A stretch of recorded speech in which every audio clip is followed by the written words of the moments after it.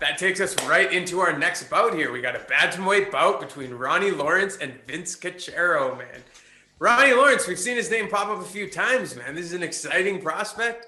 Prospect watch, number 6. Yeah, I was going to say, we've touched on him before. If you haven't checked out that video, go check it out. But, we saw him dominate in his Dana White Contender Series. I watched some video on him after, and like Dana White calling him special and shit, like that goes a long way, man. Mm-hmm. That's the thing, right? So when Dana's giving you a standing ovation when you don't knock a guy out or break their limbs, I mean, come on now.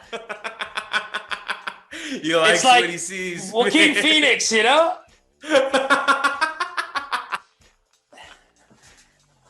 Oh man, great reference right there, So Vince on the flip side, Vince Cachero, he did lose his UFC debut to Jammal Emmers, who we're actually seeing this upcoming weekend. And, in rewatching that fight, it really looked like, the height and reach gave him a lot of trouble there, man.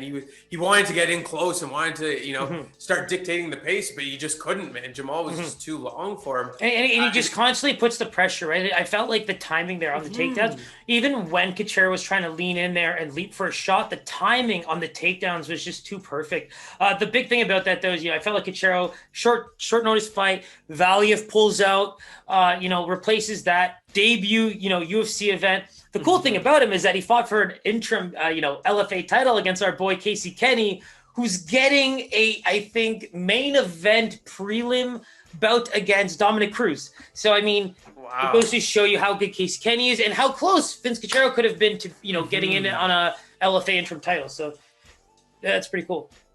Yeah, and so, I'm pumped for this one. The ground game did also seem to be a little bit of an issue for him there.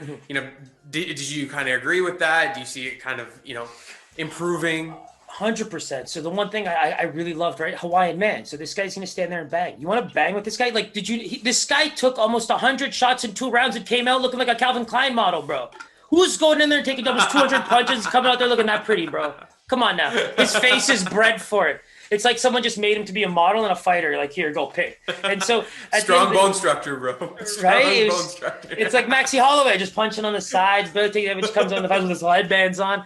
Same things, man. These Hawaiian boys are built different. And I think that's the one thing that you kind of have to keep in mind, right? Like, we're going to jump into your boy Ronnie Lawrence here, but we know what Ronnie's going to do, and that's going to be pace, pace, pace, pace, pace. So if you thought Jammal Emmers was pushing pace, Ronnie Lawrence is about to give you a whole new taste. So yeah. I think Cachero actually has like certain areas like footwork, man. If you can actually work that in and avoid, like, this guy is going to, telegraph those in a little bit of ways because he goes for power sometimes. Like, even in the early parts of that fight, in Ronnie Lawrence's Dana White Contender Series, you saw, some good defense, at least from a footwork perspective. I think Cachero might be able to do something along those lines. But the leaping punches, the leaving yourself open. Like, if you have trouble with Jammal Emmers' timing, you have to figure out how you're going to work with a guy like Ronnie Lawrence's timing.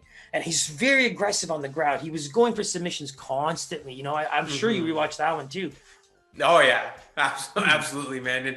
And like you said, as it was a decision, but it was a dominating performance. Encompassed all facets of his game, right? It wasn't just, I dominated this aspect of it, but he had a lot of tools in his belt, which were very impressive. So let's see if that can carry over next weekend. Let's jump back into Guess the Lines. You want to do a little rotation here? You want me to go first here, or how do you want to do this? Sure. I mean, there's a few things that I really liked that came up in that fight that I just wanted to mention. I mean, David mentioned a great point. Like, when he was constantly fighting the hands on the ground, it was really cool to see because, like, this is how active the boy is on the ground. Like, he's pushing hands away and landing shots, pushing hands away, landing shots, pushing hands away. Like, the activity, it's so high.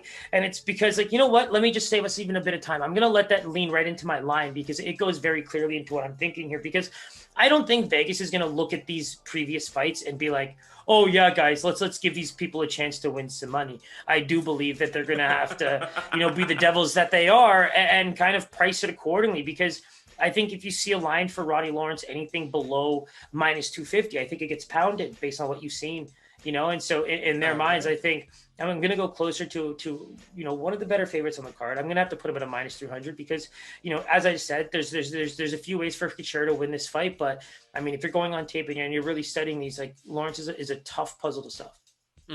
Yeah. And honestly, unfortunately, it does reduce the conflict we're going to have because I I was leaning towards Ronnie around minus 250 myself. So that kind of goes in line with your analysis. Let's give a little drum roll. Check out the lines here.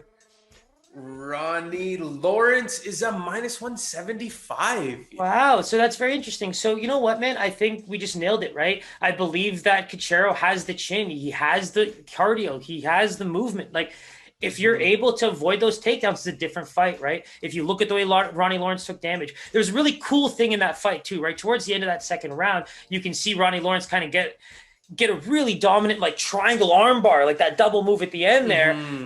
But still, I think Jose actually jumps out of the way. It's Jose Johnson, right? I think I got that right. Yeah. So he basically hops right out of that.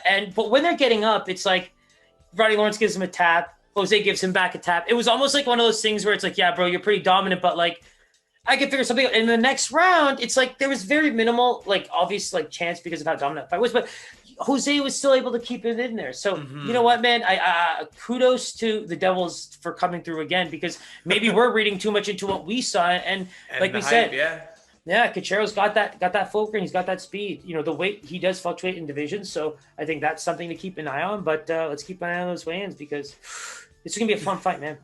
Yeah, and honestly, I think part of the line adjustment there might be the fact that so many of these prospects that we see come in have such massive lines, and the vets are able to do a little bit of damage. So might be a little Vegas influence there to not put this at a minus 250, minus 300, and allow all the money to come in on Vince.